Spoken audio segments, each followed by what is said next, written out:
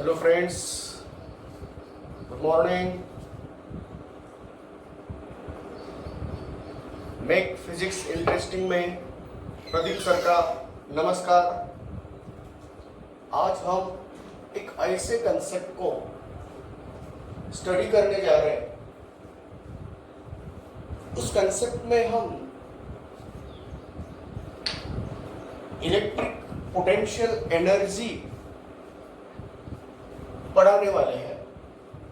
तो क्या होती है electric potential energy?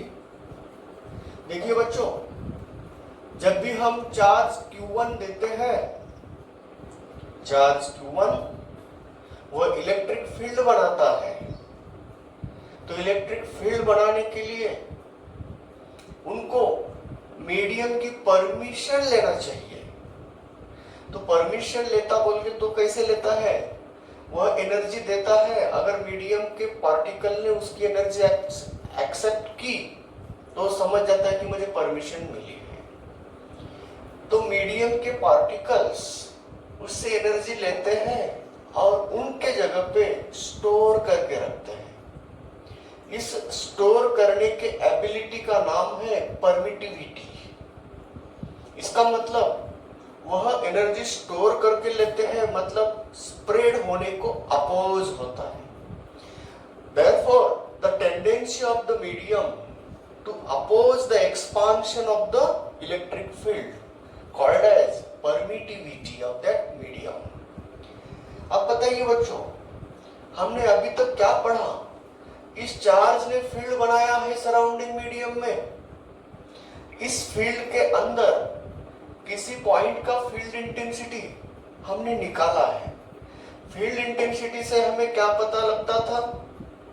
Field intensity से हमें इतना ही इंफॉर्मेशन मिलता था कि इस जगह पे इस चार्ज ने बनाए हुए फील्ड का इंटेंसिटी किस दिशा में है और कितनी ताकत का फील्ड बनाया है। Means in order to find the electric field की strength, electric field strength and direction of the field, one vector quantity is used.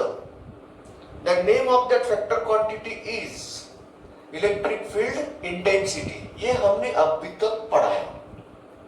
अब हम नया कंसेप्ट स्टार्ट करने जा रहे हो। कंसेप्ट क्या है ये पहले पता करो, मैं समझा रहा हूं। देखो बच्चों, हमने क्या किया था? इस चार्ज Q ने, सोर्स चार्ज Q बोलेंगे हम, ओके? इस क्यों सोर्स चार्ज किसको बोलते हैं? जो चार्ज फील्ड बनाता है उसको सोर्स चार्ज कहते हैं। जिस चार्ज से हम फील्ड टेस्ट करते हैं उसको बोला जाता है टेस्ट चार्ज। तो हमने टेस्ट चार्ज को यहां लाया था।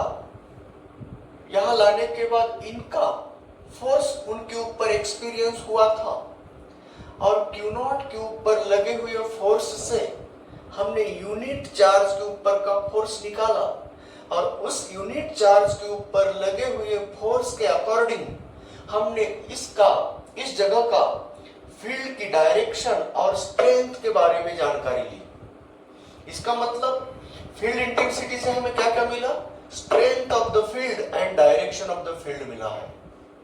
अब हमें क्या जरूरत है? अब हमारी अपेक्षा क्या है? अब तो हमारी अपेक्षा यह है, इसी पॉइंट पे इस सोर्स चार्ज ने कितनी एनर्जी स्टोर करके रखा है।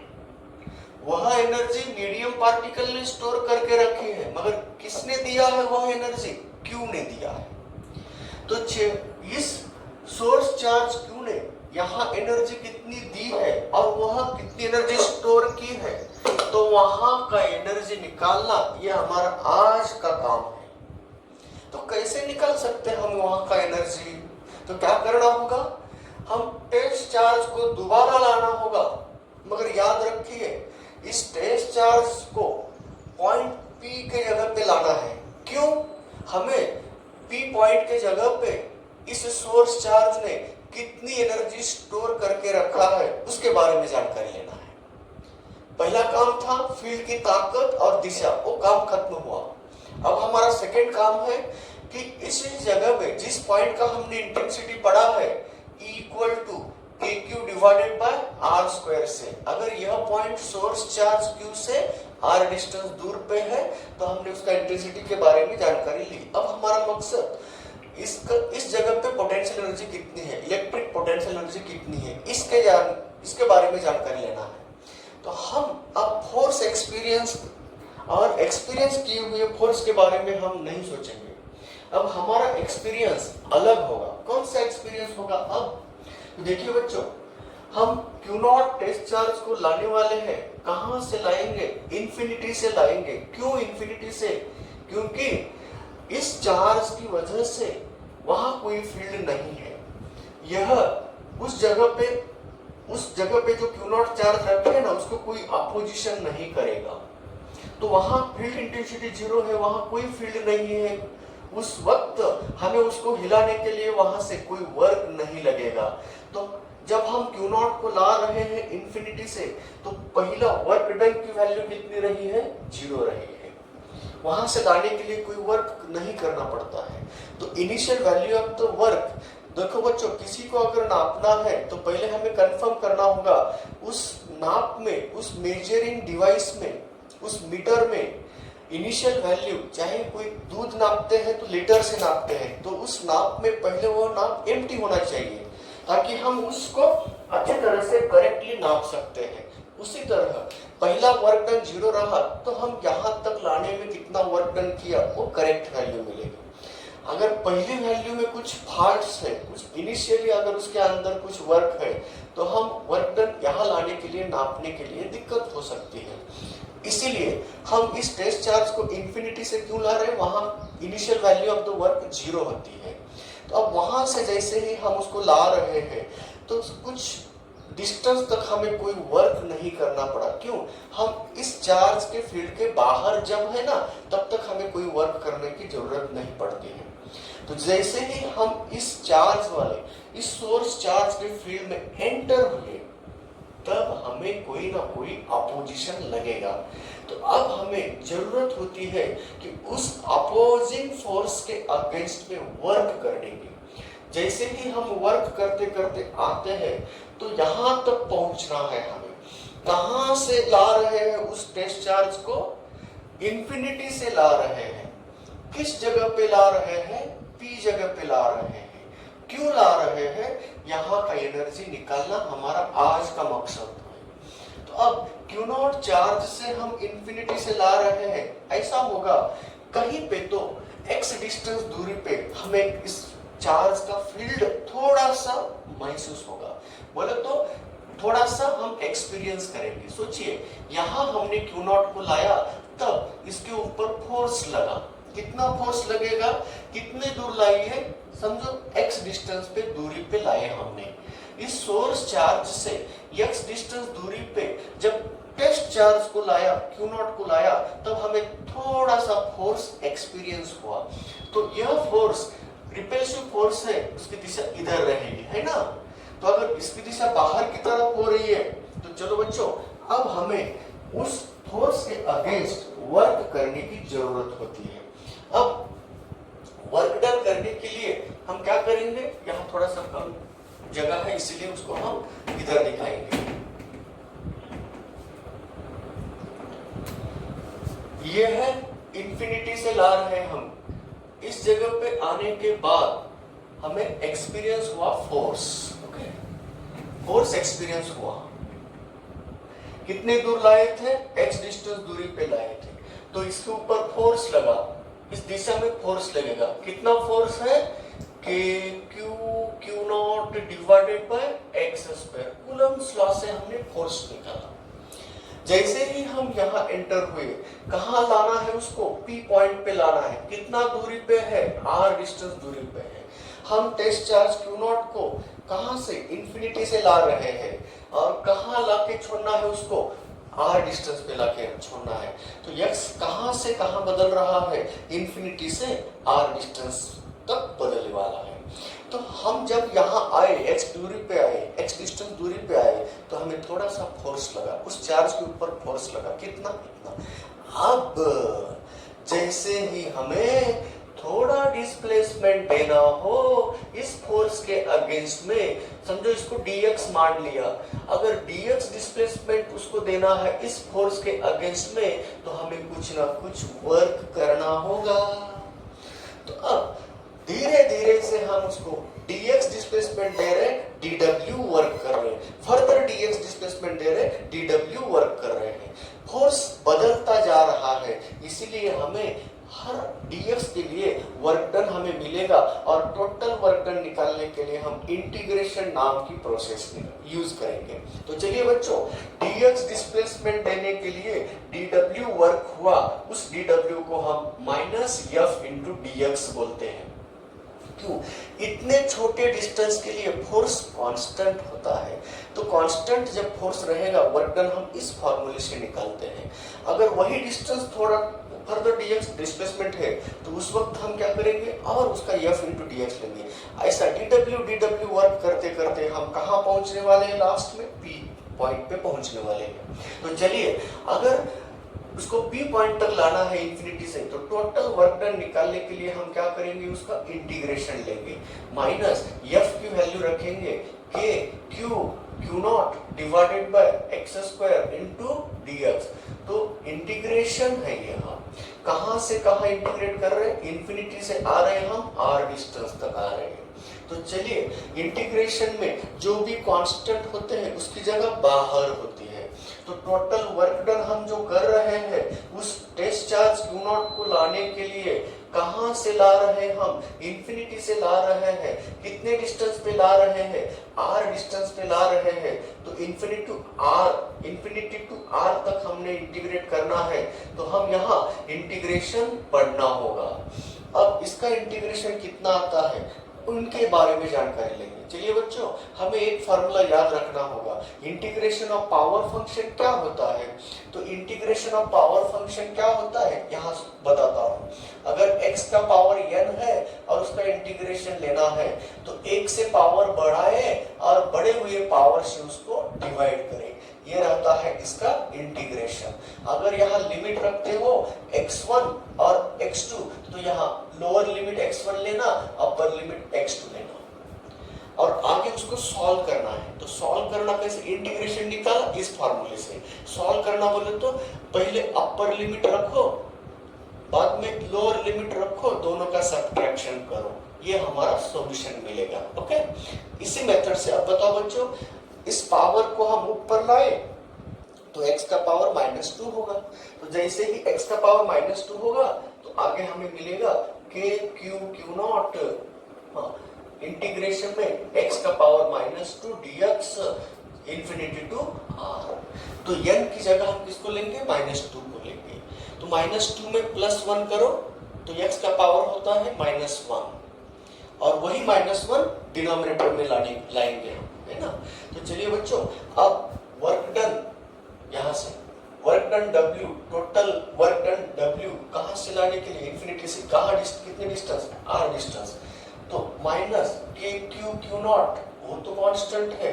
अब x का पावर हुआ -1 से डिवाइड कर दिया, अपर लिमिट है और लोअर लिमिट है, ये हमने रख दिया। तो चलिए बच्चों, मैं इसको ऐसा लिख सकता हूँ, k q नॉट, अब ये वाला माइनस अंदर ले रहा हूँ, ऑलरेडी ये माइनस है, माइनस और माइनस क्या होता है, प्लस होता है।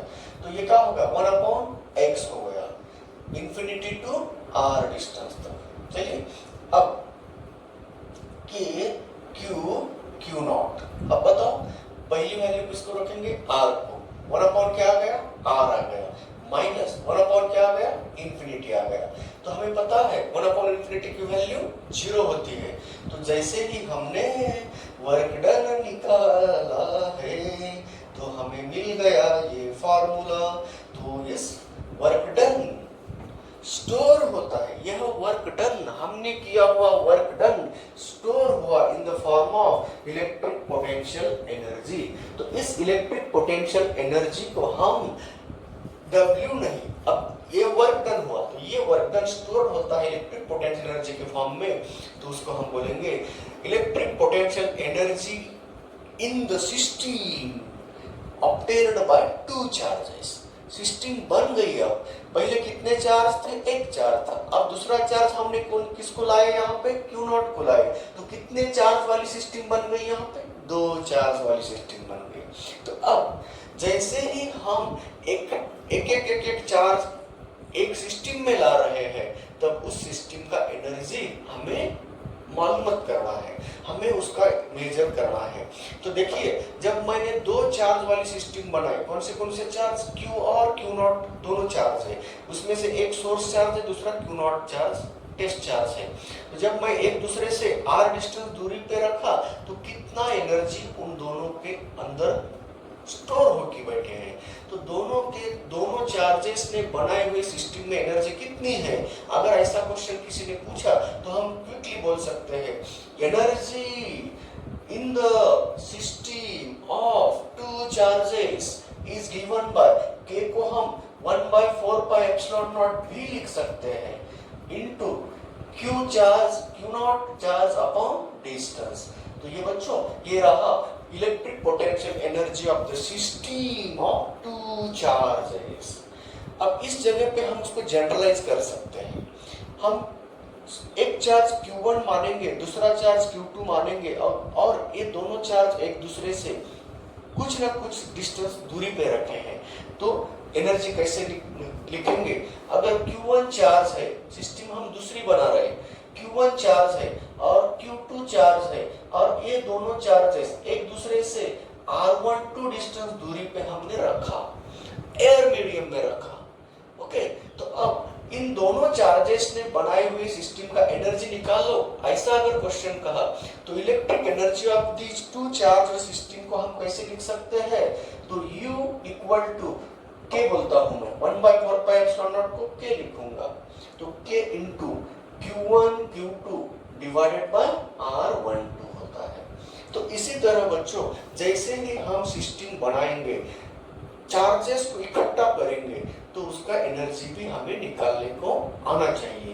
तो इसी तरह जैसे ही हम किसी बॉडी के ऊपर चार्जेस दे रहे, यानी कि हम एक चार्जेस लाके वहां रखते हैं, तो जैसे ही हम चार्जेस रखते हैं, उसको लाने के लिए कुछ ना कुछ हमें वर्क करना होता है। वह किया हुआ वर्क यहाँ स्टोर होता है एनर्जी के फॉर्म में, और एनर्जी ऑफ द सिस्टम निकालने का ये फार्मूला मिल गया। अब इसको हम क्या करेंगे? वर्सेटाइल बनाएंगे, उसको थोड़ा सा जनरलाइज करेंगे। अगर यहाँ दो चार्जेस से बनी हुई सिस्टम है, तो आगे चल के हम 3 चार्ज वाली सिस्टम बना सकते हैं, 4 चार्जेस वाली सिस्टम बना सकते हैं, 5 चार्जेस वाली सिस्टम बना सकते हैं, ऐसे 6 तक कुछ लेवल तक भी बढ़ा सकते हैं।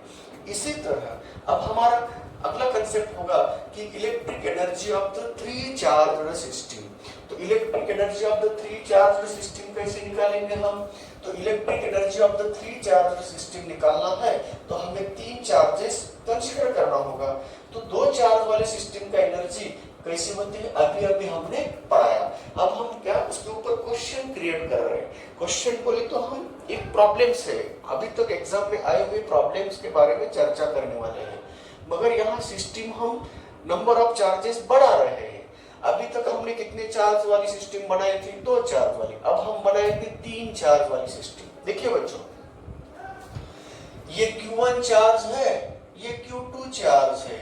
अब ये दोनों चार्जेस में तीसरा चार्ज हम लाने वाले हैं, ठीक है। अब बताओ, पहले मैंने Q1 को लाया, कोई वर्क करना पड़ा क्या? कुछ भी वर्क करने की जरूरत नहीं पड़ी। क्यों? उनको किसी के फील्ड में नहीं लाए, वो खुद का फील्ड वहीं पे है, उनका खुद का फील्ड है, दूसरे फील्ड में नहीं ला रहे। अब जब हम Q2 को लाएंगे उसके फील्ड में, तब एनर्जी स्टोर होगी, तब जाके हमें वर्क करना पड़ा। Q2 को लाने के लिए कहाँ ला रहे? R12 डिस्टेंस पे ला रहे हैं। किससे? Q1 से। कहां से ला रहे हैं? इंफिनिटी से ला रहे हैं। तो हम क्या करेंगे? तो अगर Q1 को इंफिनिटी से लाए हैं, R12 डिस्टेंस पे लाए हैं, तो क्या बन गया? यह 2 चार्ज सिस्टम बन गया R12 डिस्टेंस पे। बताओ बच्चों, कितनी एनर्जी बनाई इन दोनों ने, अभी अभी वर्क डन बोला था ना, वही एनर्जी स्टोर होती है। इन दोनों के सिस्टम की वजह से बनी हुई एनर्जी को हम ये नाम देंगे U12 equal to K Q1 Q2 upon R12। ये एनर्जी किसको लाने के लिए हमने स्टोर की हुई है, किसको लाते वक्त हमने वर्क किया हुआ एनर्जी है, Q2 को लाते वक्त किया हुआ वर्क, ये एनर्जी से हम रिप्रेजेंट कर रहे हैं। अब बताओ, ये दोनों चार्ज की सिस्टम बनने के बाद अब तीसरे को हम एंटर कर रहे हैं। तीसरे को जब एंटर करेंगे तो इसको ये वाला भी अपोज करेगा, ये वाला भी अपोज करेगा, दोनों के अगेंस्ट में हमें वर्क करना होगा।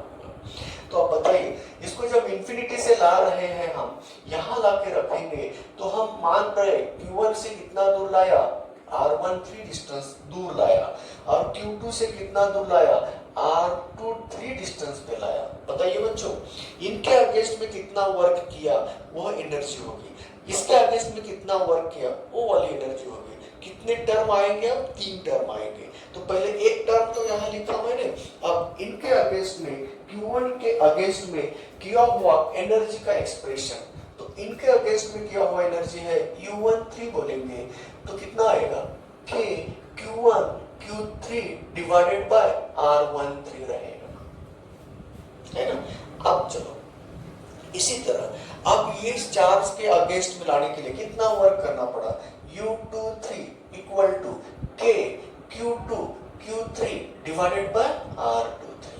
अब बताओ बच्चों, ये 3 टर्म आ गए ना, इसके अगेंस्ट में इतना वर्क किया, इसके अगेंस्ट में इतना वर्क किया, और इनको लाते वक्त इनके अगेंस्ट में इतना वर्क किया, टोटल वर्क कितना किया, इसी को बोलते हैं हम total energy of the 3 charge system. तो electric potential energy of the 3 charge system का फार्मूला बन गया। तो इसको हम यहाँ लिखते हैं U इक्वल टू K। अब देखो, तीनों में K कॉमन है, उसको बाहर लिखता हूँ, K इंटू ब्रैकेट सबका एडिशन कर दो, तो पहले इसमें Q1 Q2 आया, R12 डिस्टेंस आया, बाद में किसी को भी इसको लेता हूँ, Q1 Q3 divided by R13 आया, लास्ट में Q2 Q3 divided by R23 आया। तो ये रहा expression for electric energy of the 3 charge system. Okay, अब चलिए बच्चों, अगर क्वेश्चन आपको पूछा गया एक ट्रायंगल के 3 वर्टाइसेस पे, क्वेश्चन बना रहा हूं, एक ट्रायंगल के 3 वर्टाइसेस पे, इक्विलैटरल ट्रायंगल हो तो इनके 3 वर्टाइसेस पे ऐसे चार्जेस मानो 2 माइक्रोकूलम है, इस वर्टेक्स पे है 4 माइक्रोकूलम है, इस वर्टेक्स पे है 6 माइक्रोकूलम, 1 मीटर 1 मीटर 1 मीटर। अब बताओ, अगर मैंने पूछा इस तीनों चार्ज वाले सिस्टम का इलेक्ट्रिक पोटेंशियल एनर्जी कितनी है, इलेक्ट्रिक एनर्जी भी अगर पूछा तो हमें वही निकालना है। तो electric energy of this 3 charge system अगर निकालना है तो कैसे निकाल सकते हैं हम, तो ये फार्मूला यूज करो, Q1 Q2 इन दोनों का प्रोडक्ट डिस्टेंस, इन दोनों का प्रोडक्ट डिस्टेंस, इन दोनों का product divide by distance, Q1 Q2 divide by distance, Q1 this charges का प्रोडक्ट डिवाइड बाय डिस्टेंस, उसमें रखने के बाद हमें इलेक्ट्रिक पोटेंशियल एनर्जी लिखेगी। तो ये रहा एक क्वेश्चन इसके ऊपर। तो ये कितने चार्ज वाली सिस्टम है, कितने चार्ज वाली सिस्टम है, 3 चार्ज वाली, इसको सॉल्व कर सकते हैं। तो ये हमें होमवर्क है, आपको दिया हुआ होमवर्क समझिए, उसको निकाल सकते हैं। इस फॉर्मूले से energy of the 3 charge system निकाल सकते हैं, और उसको और बढ़ाना है।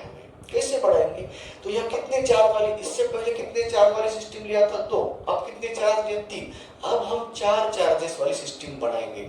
अगर यहाँ पे हम Q4 को ला रहे हैं तो 4 चार्जेस वाली सिस्टम बनाएंगे तो कितने टर्म्स आएंगे, तो ये number of terms in that expression निकालने के लिए, number of terms in that expression निकालने के लिए हमें क्रिकेट मैचेस जो अरेंज करते हैं ना, क्रिकेट मैचेस, उसमें लिंकिंग सामने खेला जाते हैं, बोले तो मैचेस होते हैं, लिंकिंग मैचेस बोले तो चेन मैचेस होते हैं।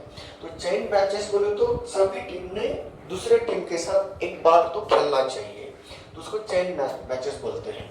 कितने टीम लिया, 4 टीम, 1 2 3 4 टीम, 4 चार्जेस 4 टिप, कितने टर्म आएंगे? 1 2 3, बाद में 1 2, बाद में 1। देखो कितने आए? 1 2 3 4 5 6, तो 6 टर्म्स इसमें आएंगे। ये पेयरिंग कैसे लगाना, वो मैचेस का जो हम देते ना उसी तरह से पेयरिंग लगाना। इसी तरह अब यहाँ देखो ना, पहले हमने 3 चार्ज वाला लिया था, 1 2 3 1 2, कितने एक्सप्रेशन आए थे? 3 एक्सप्रेशन आए थे। उसी तरह यहाँ पे 6 एक्सप्रेशन आएंगे। तो 6 एक्सप्रेशन कैसे बनेंगे? तो उसका फार्मूला हम निकालेंगे। 4 चार्जेस की सिस्टम बनाई है, तो पहले ये डिस्टेंस इतना है, ये डिस्टेंस r24 है, ये डिस्टेंस r234 है, और ये डिस्टेंस r14 है। ओके, तो चलिए बच्चों, एक एक चार्ज को लाने के लिए वर्क डन करना पड़ रहा है। जब हम Q2 को लाएंगे तब वर्क डन कितना करना पड़ा? Q2 को लाएंगे तब work done K Q1 Q2 upon R1, एक टर्म होगी। Q1 को लाने में कोई दिक्कत नहीं है, उसके लिए वर्क करने की जरूरत नहीं पड़ी। तो चलिए अब U12 बोलेंगे, कितना? K Q1 Q2 upon R12। अब देखो ये Q3 लाने के लिए दोबारा देखो, Q3 से पहले कितने चार्जेस थे? 2, तो दोनों के अगेंस्ट वर्क करना पड़ा, तो वो फार्मूले फिर दोबारा आएंगे। U13 equal to K Q1 Q3 divided by R13 आएगा। अब इसके अगेंस्ट में वर्क कितना होगा? U23 equal to K Q2 Q3 divided by R23। ये हो गए 3 चार्ज वाली सिस्टम का। अब चौथा जो ला रहे हैं, तो फोर्थ चार्ज जैसे लाएंगे, तो फोर्थ चार्ज जब ला रहे हैं तो इससे पहले कितने चार्जेस है उस सिस्टम में? 3 चार्ज, 3 के अगेंस्ट में वर्क करना पड़ेगा। तो इनके अगेंस्ट में कितना वर्क करना पड़ रहा है उसको हम बोलेंगे U14 बोलेंगे। तो K Q1 Q4 divided bye R14, और बचा कितना? इनको लाते वक्त इनके अगेंस्ट में किया हुआ वर्क एक है, इनके अगेंस्ट में किया हुआ वर्क मिलेगा U24 equal to K Q2 Q4 divided by R24 मिल गया। इसी तरह इनके अगेंस्ट में किया हुआ वर्क कितना आया? तो U34 बोलेंगे K Q3 Q4 divided bye R34। देखो कितने टर्म आए? 1 2 3 4 5 6। तो इस सब टोटल एनर्जी अगर निकालना है तो सबकी क्या करेंगे तुम? एडिशन। तो total energy of this 4 charge system निकालना है, तो इस सब की एडिशन किए तो सब में से K कॉमन निकलेगा, तो इस ब्रैकेट के बीच में 6 टर्म्स रहेंगे, 1 2 3 4 5 6। इसी तरह बच्चों मैंने यहाँ क्वाड्रिलेटरल बोला, अगर आपको पेंटागन दिया तो यहाँ कितने टर्म्स आएंगे? 5 3 बताओ, उसमें से लिंकिंग और मैचेस कितने होते हैं वो निकाल दो, कितने टर्म्स आ जाता है? कुछ भी नहीं, 3 तक 3 आएंगे, 4 तक 6 आएंगे, बाद में 5 फिफ्थ चार्ज जब लाएंगे तब और कितने बढ़ेंगे? देखो यहाँ फिफ्थ चार्ज है 1, देखो आगे कितने बढ़ रहे हैं, ये तो 6 है, आगे 1 2 3 4, 6 और 4 10 हो गए, तो कितने टर्म आने वाले? 10। तो इसी तरह हम किसी भी कितने भी चार्ज वाली सिस्टम बने, हेक्सागन बना तो भी हम उसको निकाल सकते हैं। तो इस तरह बच्चों आज हम एक कंसेप्ट ऐसा पढ़ाया कि अगर हम कोई चार्जेस की सिस्टम बना रहे हैं तो उस सिस्टम के अंदर इलेक्ट्रिक एनर्जी कैसे निकाल सकते हैं। तो आज का हेडिंग था हमारा electric energy in the charged system. तो आइसोलेटेड चार्ज्ड सिस्टम बोलते हैं उसको, अलग अलग जगह पे अलग अलग चार्जेस रखे तो उसको आइसोलेटेड चार्ज्ड सिस्टम। तो आज की हेडिंग थी हमारी, आज का पॉइंट था electric energy of the isolated charged system था। ये रहा बच्चों, आइसोलेटेड चार्जेस ने बनाए हुए सिस्टम में इलेक्ट्रिक एनर्जी कैसे निकाल सकते हैं। चलिए बच्चों अब हमें मिल गया, एक एक्सपीरियंस मिल गया, किसी भी चार्ज ने कितने डिस्टेंस दूरी पे कितनी एनर्जी स्टोर करके रखा है, इनके बारे में जानकारी लेना हो तो अभी जो पढ़ा है ना उसको यूज करना है। तो यही हमारा मकसद नहीं है, आगे और कुछ स्टडी करना है। चलिए बच्चों बताओ मुझे, अगर टेस्ट ये source charge Q, point charge Q है, उन्होंने सराउंडिंग में इलेक्ट्रिक फील्ड बनाया है, ओके। अब मुझे क्या करना है, यहाँ एनर्जी कितनी है हम बोल सकते हैं, P पॉइंट R डिस्टेंस दूरी पे एनर्जी कितनी है, तो हम बोल सकते हैं U equal to K Q naught divided by R। किसको लाए हमने, सोर्स चार्ज को लाए। तो इतना एनर्जी हमने किसको लाने में यूटिलाइज किया है, Q नॉट को। तो यूनिट चार्ज को इंफिनिटी से लाने के लिए किया हुआ वर्क का नाम हम देने वाले हैं, एक ऐसी क्वांटिटी हम निर्माण कर रहे हैं जिससे हमें किसी भी चार्ज को लाने के लिए किया हुआ वर्क पता चलता है। तो उस क्वांटिटी का नाम है इलेक्ट्रिक पोटेंशियल नाम की क्वांटिटी है। तो आज हम इसको स्टार्ट कर, इस क्वांटिटी को स्टार्ट कर रहे हैं, क्या नाम है, इलेक्ट्रिक पोटेंशियल। इलेक्ट्रिक पोटेंशियल ये क्वांटिटी हमें किसके बारे में जानकारी देने वाली है कि इलेक्ट्रिक फील्ड के और हुई है इसके बारे में जानकारी देने वाले हैं।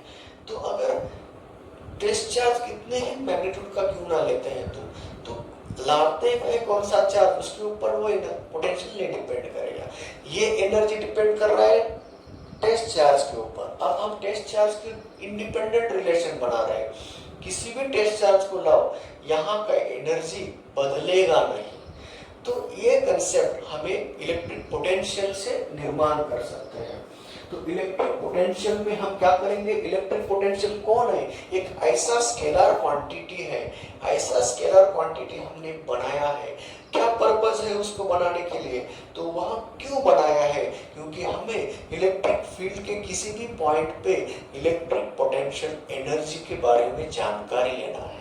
How much energy will be stored at that point, ये निकालने के लिए इस पोटेंशियल नाम का कंसेप्ट हम ला रहे हैं। तो चलिए बच्चों, अब इलेक्ट्रिक पोटेंशियल के बारे में जानकारी लेने वाले हैं। बताओ P पॉइंट के जगह पे इलेक्ट्रिक पोटेंशियल कितना है, ये हम अब निकालने जा रहे हैं। तो पहले इलेक्ट्रिक पोटेंशियल की डेफिनेशन बताता हूँ। Electric potential is the amount of work done to bring the unit test charge. देखो वहां सिर्फ टेस्ट चार्ज बोला था, अब यहाँ यूनिट टेस्ट चार्ज बोलेंगे। यूनिट टेस्ट चार्ज को इंफिनिटी से लाने के लिए किया हुआ वर्क, कहाँ लाने के लिए, जिस पॉइंट का पोटेंशियल निकालने जा रहे हैं उस पॉइंट पे लाने के लिए। तो इंफिनिटी से क्यू नॉट नहीं, अब यूनिट चार्ज बोलेंगे।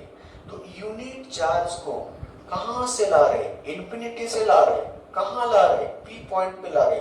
जितना भी वर्क कर रहे हैं ना, तो उस वर्क का नाम है इलेक्ट्रिक पोटेंशियल। तो electric potential by the definition, electric potential का फार्मूला बनाने जा रहा हूं। तो फार्मूला बनाना बोले तो डेफिनेशन से, बेसिक फार्मूला है, डेफिनेशन से फार्मूला बना रहे हैं हम। तो चलिए बच्चों, अभी हमने पढ़ा Q नॉट को लाने के लिए अगर W वर्क करना पड़ा, Q नॉट टेस्ट चार्ज को कहां से ला रहे, इंफिनिटी से ला रहे, कहां ला रहे, P पॉइंट पे ला रहे। उसको लाने के लिए अगर, क्योंकि हम यूनिट चार्ज पकड़ नहीं सकते, उसको डिटेक्ट नहीं कर सकते, तो हम Q नॉट को ला रहे, Q नॉट को लाए हुए वर्क को Q नॉट से ही डिवाइड करो, तो हमें क्या मिलेगा, यूनिट चार्ज को लाए हुए वर्क मिलेगा। तो Q नॉट को लाने के लिए W वर्क करना पड़ा, तो यूनिट चार्ज को लाने के लिए कितना वर्क करना पड़ता है, तो W divided by Q not. तो इसी को हम बोलेंगे इलेक्ट्रिक पोटेंशियल V। तो ये रहा बच्चों इलेक्ट्रिक पोटेंशियल का basic formula, according to definition आया हुआ फार्मूला है। अब इससे उसका यूनिट निकालेंगे, इससे उसका डायमेंशन भी निकाल सकते हैं। तो इलेक्ट्रिक पोटेंशियल एनर्जी का, इलेक्ट्रिक पोटेंशियल का हमने फार्मूला बनाया, अब उसका यूनिट भी लिखने जा रहे हैं। तो बताइए, वर्क का यूनिट होता है जूल और चार्ज का कूलोम है।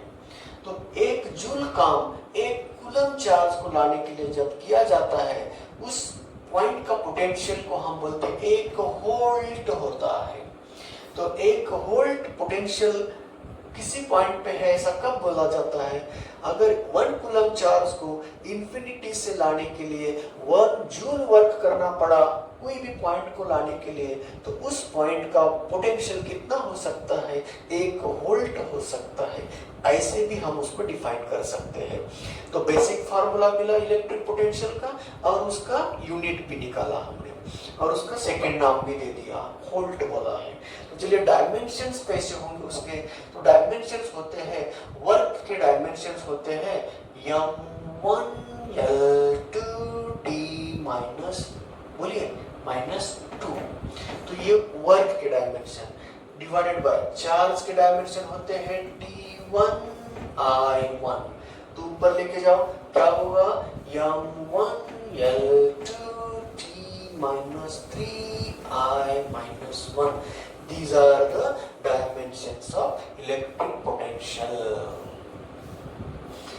इनके बारे में क्यों जानकारी? अब हम आगे कुछ दिन तक हम इलेक्ट्रिक पोटेंशियल ही निकालने वाले हैं। जिस तरह से हमने अलग अलग सिचुएशन में हमने इलेक्ट्रिक इंटेंसिटी को बनाया था, अलग अलग फार्मूलेस मिलाए थे इलेक्ट्रिक इंटेंसिटी के, उसी तरह हम उसी सिचुएशन में दोबारा जाएंगे और हर उसी जगह का इलेक्ट्रिक पोटेंशियल निकालने में हम सफल हो जाएंगे।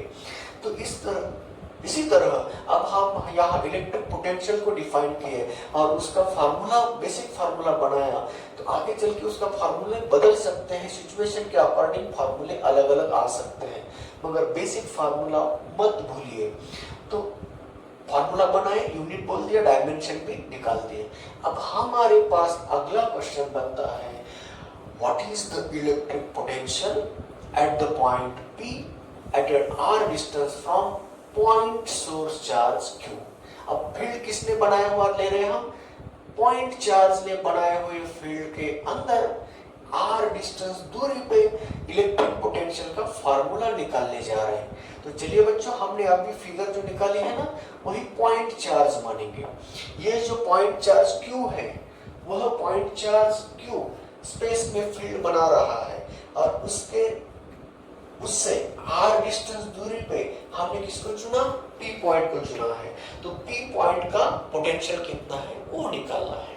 तो अब फार्मूला बताना है। तो चलिए बच्चों, अब बोलो, जब हमने Q0 को लाया था इस जगह पे, कहां से लाया था? इंफिनिटी से लाया था।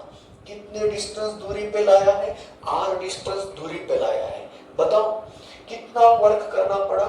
तो अभी हमने पढ़ा ना, work done to bring the test charge Q0 from infinity to r distance can be obtained by K Q0 divided by r। इतना वर्क करना पड़ा Q0 को लाने के लिए, तो यूनिट चार्ज को लाने के लिए कितना वर्क करना पड़ेगा? तो अब बाय द डेफिनेशन पोटेंशियल चाहिए, तो वर्क को हमने किससे डिवाइड करेंगे? Q0 से डिवाइड करेंगे। तो Q0 को इधर लाए तो हमें फार्मूला मिल गया रे, मिल गया, इलेक्ट्रिक पोटेंशियल का फार्मूला मिल गया। तो सोर्स चार्ज Q से r डिस्टेंस पे इलेक्ट्रिक पोटेंशियल कितना आएगा? तो यह फार्मूला आया है। ये फार्मूला कब यूज करेंगे? अगर आपको पॉइंट चार्ज के फील्ड में कोई r डिस्टेंस दूरी पे पोटेंशियल के बारे में जानकारी पाना है, तो इस फार्मूले को याद करेंगे। ये फार्मूला कब यूज करेंगे? अगर आपको वर्क डन दिया है, टेस्ट चार्ज दिया है, तब पोटेंशियल हम इस फार्मूले से निकालेंगे अकॉर्डिंग टू गिवन डाटा। कैसे निकाल सकते हैं? तो जब हमें वर्क डन और टेस्ट चार्ज के बारे में जानकारी मिली, तो हम क्विकली इस फार्मूले से हम पोटेंशियल निकालेंगे। अगर हमें पॉइंट चार्ज Q के बारे में जानकारी दी है और उनसे r डिस्टेंस दूरी का अगर फील्ड पोटेंशियल पूछा, तो हम उधर नहीं जाएंगे, इधर आएंगे। Q चार्ज दिया है, डिस्टेंस दिया है, तो हम क्या बोलेंगे? Q divided by r। Q बोले तो कौन? तो उसको दोबारा ऐसे लिखेंगे हम, Q divided by 4 pi epsilon not into r हो जाएगा। तो बताइए बच्चों, ये भी वही फार्मूला मैं दोबारा लिख रहा हूँ। ओके, अब बताओ, इलेक्ट्रिक पोटेंशियल सोर्स चार्ज के ऊपर डिपेंड है, डिस्टेंस के ऊपर इनवर्स प्रोपोर्शनल है और मीडियम के ऊपर भी डिपेंड है। अगर हमने मीडियम हवा के जगह पे अगर डाइलेक्ट्रिक मीडियम डाला, वैक्यूम की जगह पे, स्पेस की जगह पे अगर हम उसको रिमूव करके कुछ तो डाइलेक्ट्रिक मीडियम डाल दिया तो डाइलेक्ट्रिक कांस्टेंट के आएगा यहाँ पे, तो पोटेंशियल कम हो जाएगा। तो electric potential in air divided by electric potential in dielectric क्या होगा, कितना होगा? तो इलेक्ट्रिक पोटेंशियल इन एयर के टाइम्स, ये के dielectric constant of that medium है। तो डाइलेक्ट्रिक का पोटेंशियल 1/k से कम होगा एयर से पोटेंशियल से। तो जिस तरह इस पॉइंट चार्ज को अगर हमने डाइलेक्ट्रिक मीडियम में डाला तो इलेक्ट्रिक फील्ड इंटेंसिटी भी कम होगी और पोटेंशियल भी कम होगा। तो चलिए बच्चों, अभी अभी हमने एक फार्मूला निकाला है, तो ये फार्मूला किसका है? इलेक्ट्रिक पोटेंशियल का है। किसने बनाए हुए फील्ड में है? इलेक्ट्रिक पोटेंशियल किसने बनाए हुए फील्ड में? पॉइंट चार्ज ने बनाए हुए फील्ड में का है। तो इलेक्ट्रिक पोटेंशियल पॉइंट चार्ज ने बनाए हुए फील्ड का निकाल दिए। अब इसके ऊपर चर्चा बनती है, क्योंकि फार्मूला निकालना हमारा मकसद नहीं है, उसके ऊपर प्रॉब्लम किस तरह से पूछे जाते हैं कॉम्पिटिटिव एग्जाम्स में, जैसे कि सीईटी हो या जेईई मेन हो या नीट हो या कुछ और आईआईटी जैसे बोले तो अलग कुछ कॉम्पिटिटिव एग्जाम्स होते हैं और कुछ। तो अभी फिलहाल तो 3 ही एग्जाम चल रहे हैं, पहले बहुत सारे एग्जाम होते थे।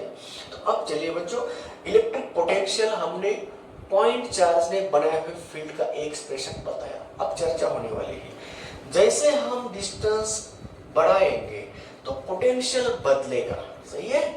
तो पोटेंशियल का और डिस्टेंस का अगर ग्राफिकल वेरिएशन बताना चाहते हैं तो किस टाइप का ग्राफ आएगा, कैसे बदलेगा ये electric potential according to distance? क्या इनवर्स स्क्वायर लॉ ओबे होगा? इनवर्स स्क्वायर लॉ तो नहीं, इनवर्स लॉ ओबे होगा। तो किस तरह का ग्राफ आएगा? हाइपरबोला आएगा, रेक्टेंगुलर हाइपरबोला आएगा। तो हम ऐसे रिमार्केबल पॉइंट बोल सकते हैं। पहला रिमार्केबल पॉइंट बोलने जा रहे हैं, आपको लिखना है तो लिख सकते हैं, electric potential is independent on the test charge. क्यों? यहाँ कहीं भी दिखता क्या टेस्ट चार्ज? नहीं। तो अगर ऐसा प्रॉब्लम पूछा तो कंफ्यूज ना हो, कैसे प्रॉब्लम पूछते हैं? अगर कोई 10 माइक्रोकूलम चार्ज से दूरी पे मैं प्रॉब्लम क्रिएट कर रहा हूं, 10 माइक्रोकूलम चार्ज से 2 सेंटीमीटर दूरी पे इलेक्ट्रिक पोटेंशियल था 5 वोल्ट, ये दिया है। और क्वेश्चन कैसे कर रहे हैं? जब हमने इस 2 सेंटीमीटर डिस्टेंस पे 2 कूलम चार्ज को, 2 माइक्रोकूलम चार्ज को लाया था, तब वहां का पोटेंशियल मिला था 5 वोल्ट। अब प्रॉब्लम, अगर लाने वाला चार्ज 2 माइक्रोकूलम के जगह पे अगर हमने 10 माइक्रोकूलम चार्ज लाए, कहां? इस 2 सेंटीमीटर दूरी पे ही लाए, इनके फील्ड में ही, तो बताओ यहां का पोटेंशियल कितना होगा? ये है प्रॉब्लम हमारा। इस प्रॉब्लम में हमने किसको बदला? लाने वाले टेस्ट चार्ज को बदला है, Q0 को बदला है। पहला Q0 कितना था? 2 माइक्रोकूलम था, तब इस पॉइंट पे कितना पोटेंशियल मिला था? 5 वोल्ट मिला था। अब हम किसको ला रहे हैं? 10 माइक्रोकूलम को ला रहे हैं। तो 10 माइक्रोकूलम को ला रहे हैं, कहां ला रहे हैं? उसी पॉइंट पे ला रहे हैं, 2 सेंटीमीटर डिस्टेंस दूरी पे। तो यहाँ का पोटेंशियल कितना होगा, ये क्वेश्चन है हमारा। तो बच्चे क्या करते हैं? दुगना चार्ज किया तो दुगना पोटेंशियल होगा, तो गलत हो सकता है। तो बच्चों इसीलिए हम पॉइंट बना रहे हैं यहाँ पे, क्या पोटेंशियल टेस्ट चार्ज के ऊपर डिपेंड होगा?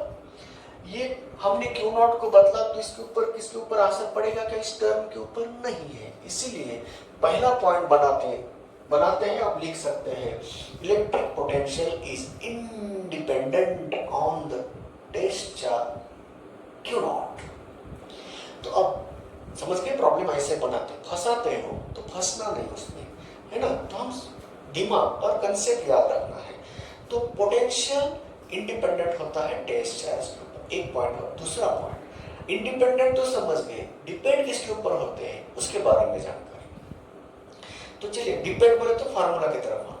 इलेक्ट्रिक पोटेंशियल डिपेंड होगा चार्ज, सोर्स चार्ज के ऊपर होगा। अगर सोर्स चार्ज डबल किया तो इलेक्ट्रिक पोटेंशियल डबल होगा, वही पॉइंट का। तो electric potential eight A given point into the field depend करता है इलेक्ट्रिक सोर्स चार्ज के ऊपर। बाद में अगर मीडियम का इफेक्ट जानना चाहते हो तो मीडियम बदल गया तो ये कूलम कांस्टेंट बदलेगा, है ना। तो मीडियम के ऊपर भी ये होता है।